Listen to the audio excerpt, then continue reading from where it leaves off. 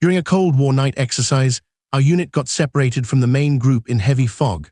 The protocol said to fire a white signal flare to mark our position, but my hands were numb and I grabbed the wrong canister from the kit.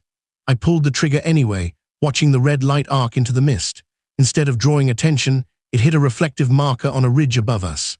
Seconds later, a series of synchronized beacons lit up along the slope, exactly matching the pre-arrived rescue grid. The fog parted just enough for the recovery team to spot our coordinates and descend quickly. The instructor later explained that red flares were supposed to signal danger, but the specific angle of my shot aligned with an old topographic survey point. We made it back before dawn, and I never had to guess which canister was which again.